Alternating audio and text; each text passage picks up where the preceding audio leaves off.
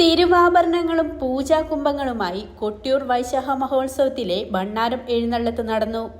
കനത്ത മഴയിലും നിരവധി ഭക്തജനങ്ങളാണ് ഭണ്ണാരം എഴുന്നള്ളത്തിനെ വരവേറ്റത്.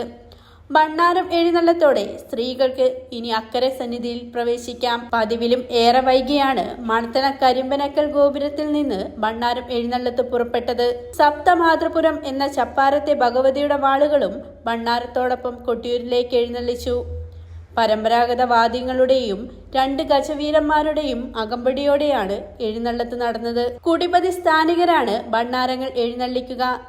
7 ഇലക്കാരായ വാളാശാന്മാർ ചപ്പാരം വാളും എഴുന്നള്ളിക്കും.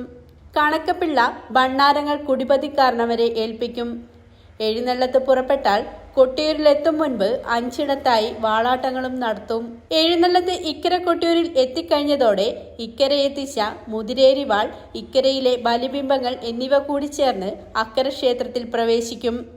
ഇതോടെ കൊട്ടിയൂരിലെ ദർശനകാലം ആരംഭിക്കും. ഭണ്ണാരം എഴുന്നള്ളത്ത് കഴിഞ്ഞാൽ സ്ത്രീകൾക്കും ദർശനത്തിനായി അക്കരെ സന്നിധാനത്ത് പ്രവേശിക്കാം. News desk byline.